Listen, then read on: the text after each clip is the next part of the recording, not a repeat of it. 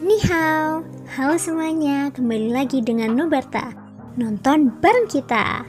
Makasih ya udah setia menunggu updatean dari Nubarta. Semoga kalian masih akan tetap setia bersama Nubarta sampai akhir ya. Nah, kalau gitu nggak perlu lama lagi. Yuk langsung aja kita siapkan diri dan hati kita ke episode berikutnya. Selamat mendengarkan. 2 hari kemudian, scene diperlihatkan di perbatasan antara wilayah Shilin dan wilayah Gurun Barat. Pasir kuning padat dan debu pasir berterbangan di udara di bawah pengaruh angin yang suram. Jika melihat ke arah barat, yang terlihat hanya hamparan padang pasir yang tak berujung. Hamparan pasir kuning ini tidak menunjukkan tanda-tanda kehidupan. Jika menoleh ke belakang, yang terlihat hanya hamparan hijau subur di ujung garis pandang, memisahkan pasir kuning dari dunia di sana. Jika melihat langsung ke bawah, terlihat kota kuno yang bobrok di tengah pasir kuning. Di padang pasir yang luas ini, penampakan kota kuno ini sangat mencolok. Dengan adanya kota ini, setidaknya arus manusia di dalamnya selalu dapat membawa secercah harapan bagi mereka yang tersesat di padang pasir. Meskipun kota ini terletak di tengah padang pasir, tingkat kemakmuran di dalamnya tidak kalah dengan beberapa kota besar di wilayah Shilin. Tembok kota sudah rusak, dan angin serta pasir menyerbu kota dari luar, yang membuat kekacauan di kota. Sayangnya, penduduk kota menutup mata terhadap hal ini dan terus berjalan sendiri. Pakaian orang-orang di kota itu tampak agak gagah berani. Para lelaki pada dasarnya bertelanjang dada dan semuanya berkulit perunggu. Tubuh mereka kekar, dan ketika angin dan pasir bertiup, bahkan dapat mengeluarkan suara benturan pelan saat mengenai tubuh mereka. Bahkan para wanita di kota itu berani dan tidak terkendali. Karakter mereka sangat kasar, dan mereka hanya mengenakan pakaian pendek yang menutupi bagian-bagian penting tubuh mereka, membuat mereka terlihat sangat menarik perhatian. Namun, karena mereka bisa berjalan di tempat ini, wanita-wanita ini tentu saja bukan vas bunga. Arus manusia di kota itu tidak bisa dikatakan padat, bahkan sangat longgar. Setiap kali seseorang memasuki kota, akan ada seseorang yang meninggalkannya pada saat yang sama. Apakah ini kota Sahebu? Tatapan Shoyan turun dari langit yang tinggi. Pandangannya perlahan menyapu kota yang bising di bawahnya. Di bawah penyelidikan kekuatan spiritual Shoyan, sebenarnya ada tidak kurang dari 10 kehadiran elit Dodi di dalam kota Sahebu ini. Yang terkuat di antara mereka sebenarnya telah mencapai kekuatan Dodi bintang 7. Ketika kekuatan spiritual Shoyan menyelidiki, yang terakhir tampaknya telah menemukan keberadaannya. Itu memang layak menjadi jalur penting yang menghubungkan wilayah Shilin dan wilayah Gurun Barat. Benar-benar ada banyak orang kuat di sini. Shoyan tanpa sadar mendecakkan bibirnya. Hanya 10 elit Dodi ini saja dapat membentuk fase yang kuat di wilayah Shilin. Wilayah barat benar-benar dipenuhi dengan naga tersembunyi dan harimau yang berjongkok. Tubuh Shoyan bergerak. Dia berhenti ragu-ragu karena dia sudah datang. Dia tentu ingin merasakan keramaian di kota Sahebu. Pada saat yang sama, di suatu tempat di kota bawah, seorang lelaki tua berjubah hitam dengan wajah ramah mengerutkan keningnya sedikit. Sebuah keterkejutan melintas di mata tuanya yang keruh. Siapakah orang kecil ini? Dia sebenarnya sudah menjadi alkemis tingkat 3 di usia yang begitu muda. Bahkan kultivasinya mencapai tingkat 2 di bintang 5. His, mengapa aku belum pernah mendengar tentang orang seperti itu di wilayah barat? Dalam sekejap mata, tubuh Shoyan telah mendarat di kota Sahebu di bawah. Berdiri di tengah jalan, Shoyan mengenakan jubah hitam panjang, langsung menarik perhatian aneh dari para pejalan kaki. Cuaca di daerah ini sudah menjadi sangat kering dan panas. Suhu tinggi di udara bukanlah sesuatu yang dapat dengan mudah ditanggung oleh orang biasa. Bahkan para pejalan kaki yang sedang terburu-buru terus-menerus menghabiskan doki dalam tubuh mereka untuk menahan suhu tinggi dunia. Namun, melihat kondisi Shoyan saat ini, dia tidak hanya mengenakan jubah hitam yang menutupi seluruh tubuhnya, tetapi tidak ada sedikit pun keringat yang terlihat di wajahnya.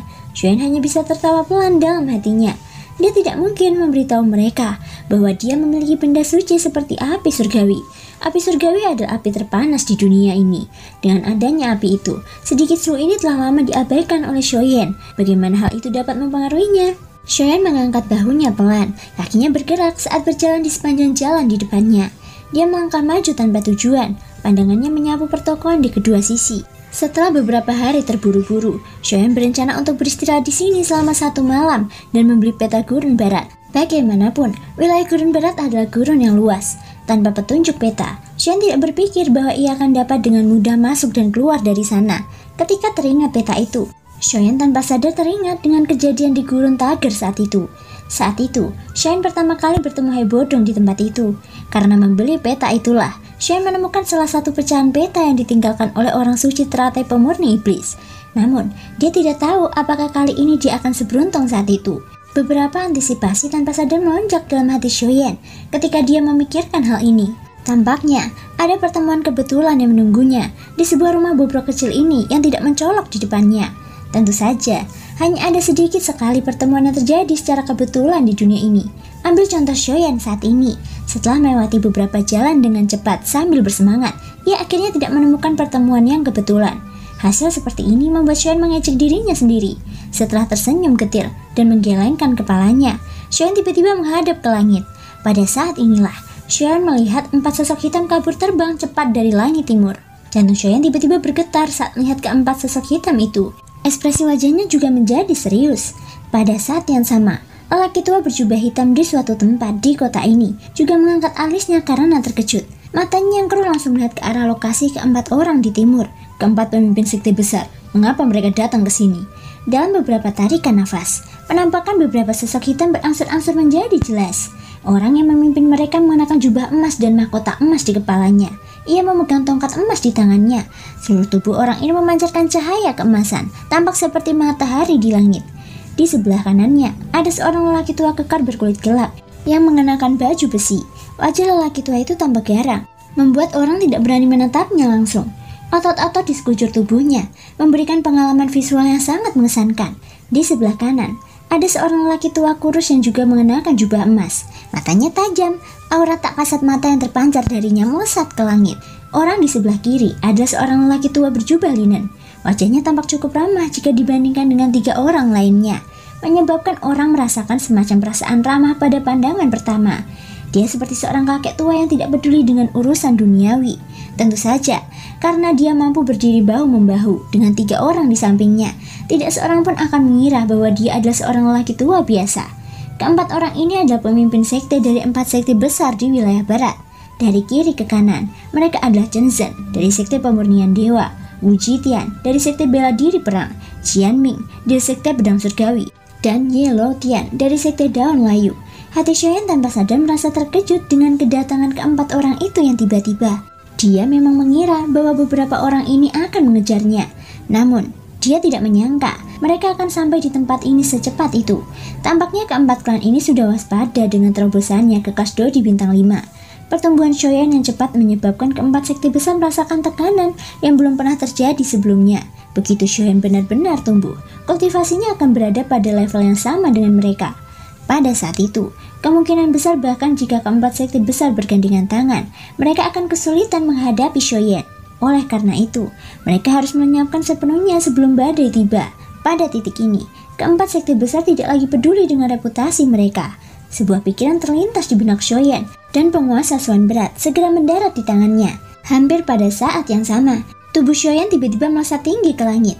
Saat tubuhnya berhenti, ia sudah muncul di hadapan keempat orang itu.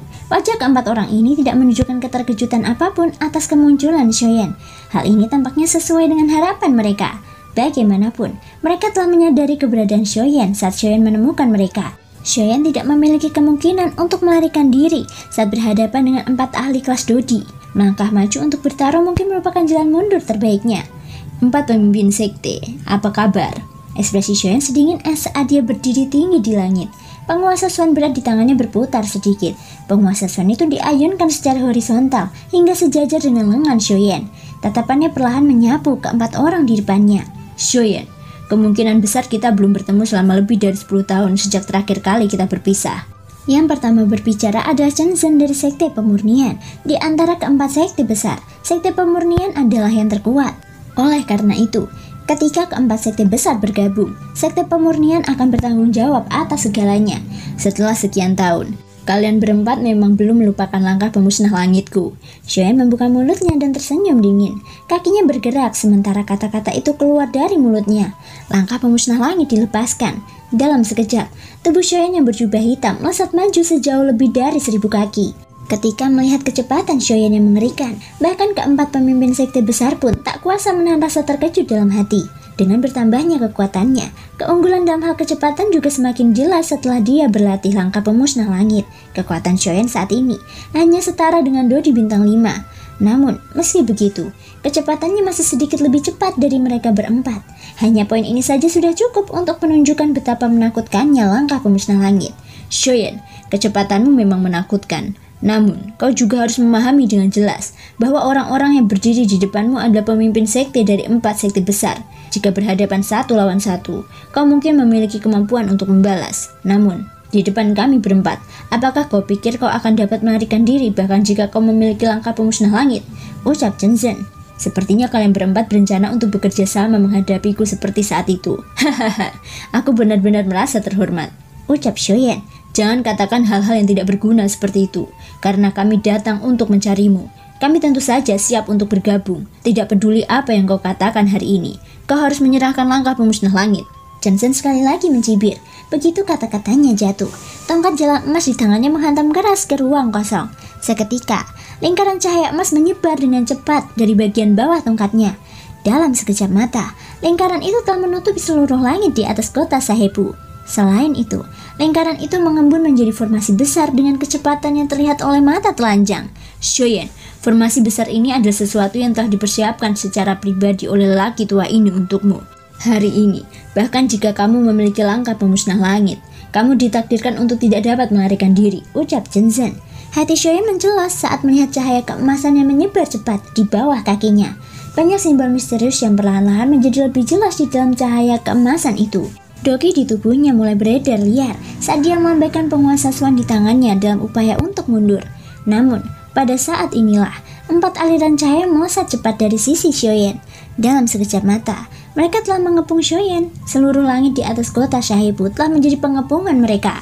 Shoyan, aku sarankan kau patuh pergi bersama kami. Itu akan menyelamatkanmu dari kesulitan melakukan perlawanan yang sia-sia. Ini hanya jalan buntu. Jensen menggenggam tongkat emas di tangannya sambil berbicara dengan suara berat dan ekspresi berwibawa. Pada saat yang sama, 3 orang lainnya juga melepaskan aura tekanan mereka dan menekan Shoyan. Kata-kata pemimpin Sekte Chen agak menggelikan.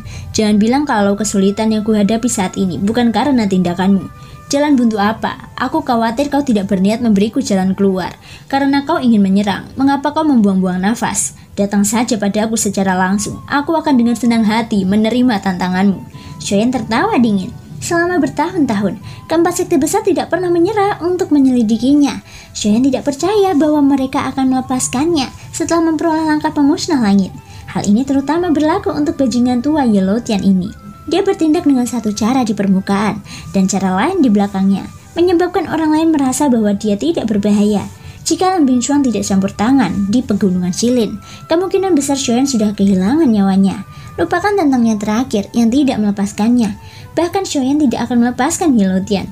Selain itu, ada juga Chen Zhen dan Wu Jitian. Kedua orang ini hampir menyebabkan Luo Jin mengalami kecelakaan saat itu. Shoyan selalu menyimpan masalah ini di dalam hatinya. Adapun Jianming, tidak perlu dikatakan lagi. Singkatnya, hubungan Shoyan dengan keempat sekte besar ini saat ini telah mencapai titik di mana mereka tidak akan berhenti sampai salah satu dari mereka mati. Kecuali keempat sekte besar ini benar-benar disingkirkan dari wilayah barat, Shoyan pasti tidak akan membiarkan masalah ini berhenti. Namun, hal yang membuat Shoyan merasa gelisah adalah bahwa keempat pemimpin sekte besar berkumpul. Shoyan tidak berpikir bahwa ia memiliki kemampuan untuk menghadapi 4 doi di kelas atas sendirian. Saat ini, dia hanya bisa memikirkan cara untuk keluar dari tempat ini. Ini adalah hal yang paling penting. Serang, tangkap dia. Jianming mengeluarkan teriakan pelan. Setelah teriakan pelan ini, 3 orang lainnya mengangguk serempak. Shoyan memegang penguasa Swan di tangannya. Api yang ganas menyelimuti penggaris itu. Api surgawi di dalam tubuhnya juga melonjak keluar dengan liar. Api itu dengan cepat menggumpal menjadi baju besi api surgawi di permukaan tubuhnya. Namun, saat keempat orang di sekitar Shoyan hendak melancarkan serangan ke arahnya, ruang kosong di depan Shoyan tiba-tiba terdistorsi. Hati keempat orang itu terkejut ketika melihat ini.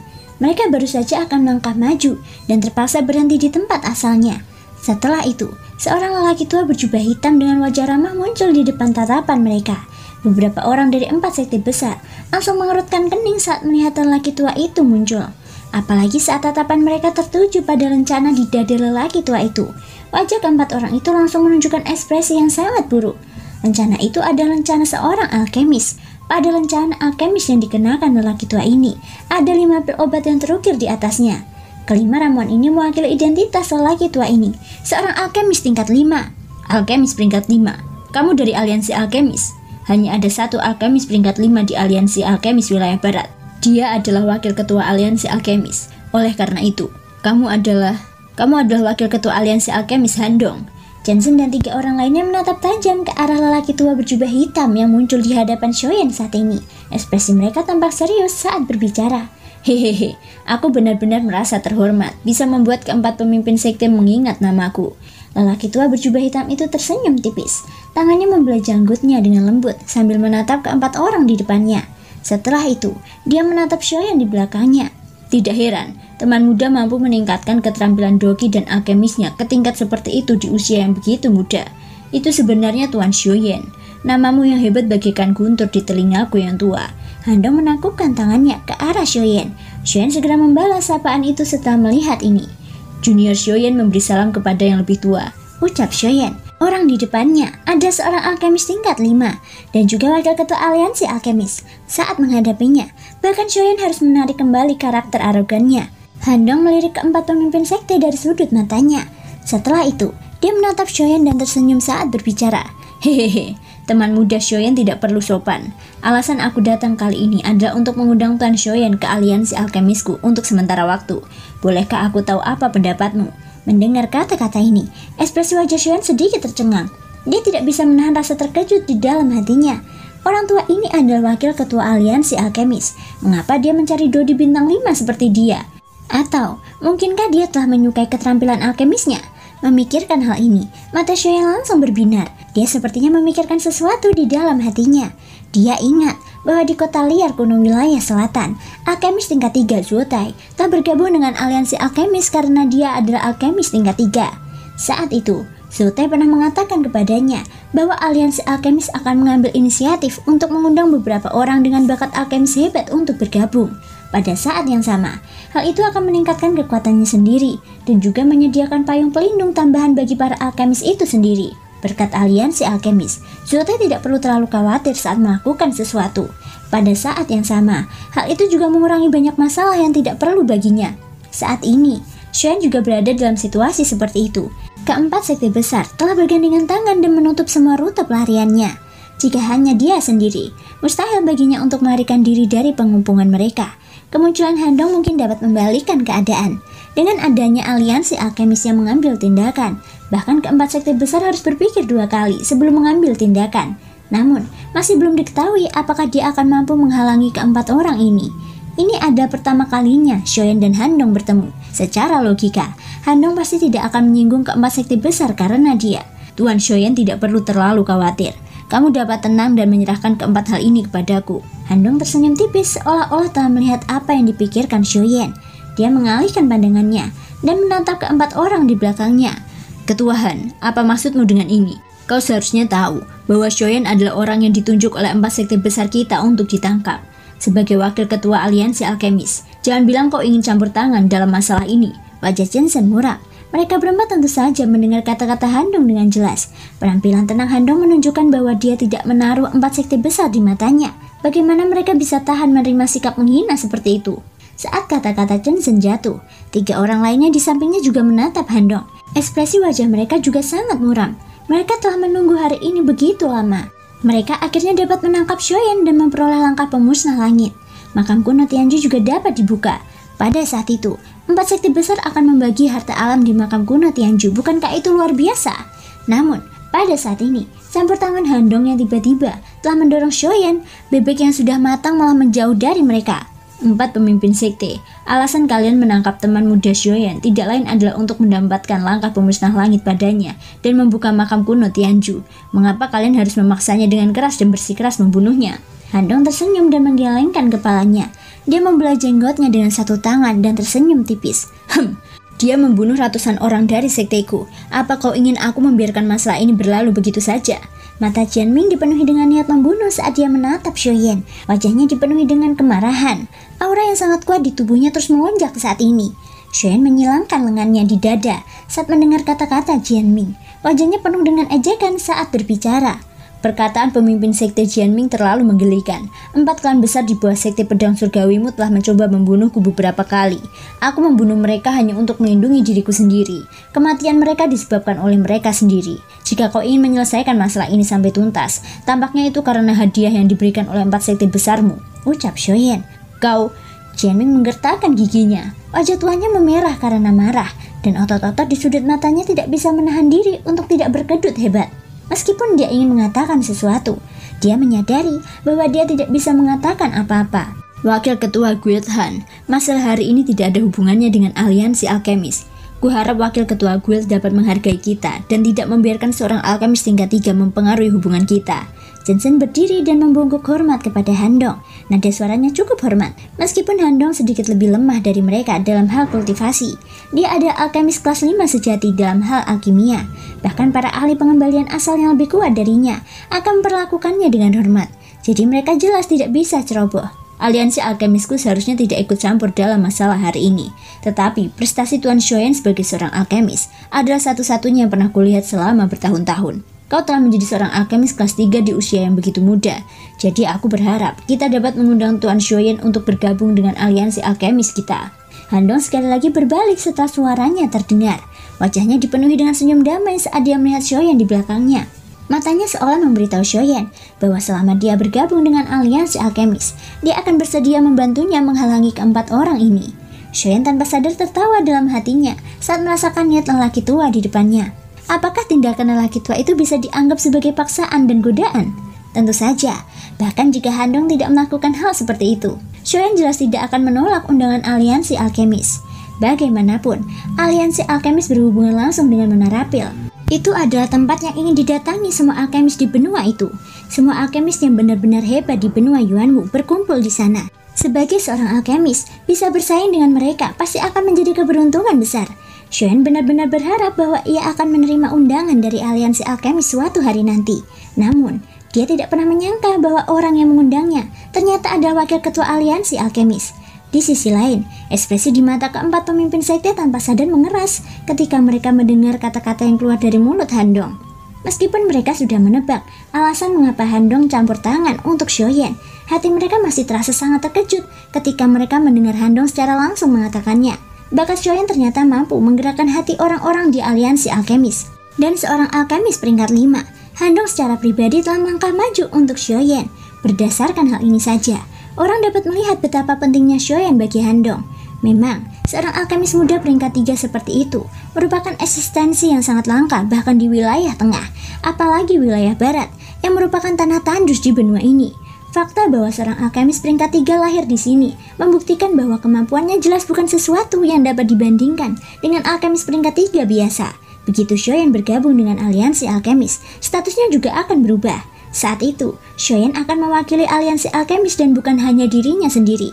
Dengan Handong di depan, jika Shoyan benar-benar setuju untuk bergabung dengan aliansi alkemis, bukankah ini berarti akan segera ada monster besar di belakang Shoyan untuk melindunginya? Terlebih lagi, latar belakang monster ini tidak kalah sedikit pun dengan 4 sekte besar mereka. Dari sudut pandang tertentu, aliansi alkemis bahkan lebih kuat daripada 4 sekte besar mereka. Begitu kedua belah pihak memasuki hubungan yang bermusuhan, mereka bahkan tidak perlu memikirkan hasil akhirnya. Hahaha, mungkin kata-kata tadi belum cukup resmi. Sekarang, aku, Handong, sebagai wakil ketua aliansi alkemis, secara resmi mengundang Tuan Shoyan untuk bergabung dengan aliansi alkemis kita. Mata Handong menyipit saat dia menatap Shoyan di depannya. Tangannya yang keriput terangkat ke udara, dan lencana logam yang berbeda dari lencana alkemis biasa muncul di telapak tangan Handong. Shoyan mengangkat alisnya karena terkejut. Ini adalah lencana khusus yang dikeluarkan oleh aliansi alkemis. Siapapun yang memegang lencana ini akan menerima perlindungan dari aliansi alkemis. Bahkan para alkemis biasa harus menyapa mereka dengan hormat saat mereka melihat mereka. Ini adalah simbol status dan juga tampilan status seseorang. Tuan Shoyan, selama Anda bersedia bergabung dengan aliansi alkemis kami, mulai sekarang, rencana ini akan menjadi milik Anda. Pada saat yang sama, aliansi alkemis juga memiliki kewajiban untuk melindungi keselamatan Anda. Setelah kata-kata Handong terdengar, tatapannya berbalik dan ekspresi di matanya langsung menjadi tegas. Tatapannya menyapu Chen Zhen dan 3 orang lainnya, seolah-olah dia sengaja memperingatkan mereka. Ketika mendengar kata-kata ini, hati Shoyan tanpa sadar tergerak. Dia ragu sejenak. Setelah itu, di bawah tatapan penuh kebencian dari Chen Zhen dan 3 orang lainnya, dia tersenyum lembut dan mengangguk seraya berkata, aliansi alkemis adalah tempat yang didambakan setiap alkemis, diundang secara pribadi oleh wakil ketua. Junior ini merasa sangat terhormat. Junior ini sangat senang bergabung dengan aliansi alkemis. Ucap Xiaoyan. Terima kasih semua sudah mau mendengarkan dari awal sampai akhir. Sampai jumpa di episode berikutnya.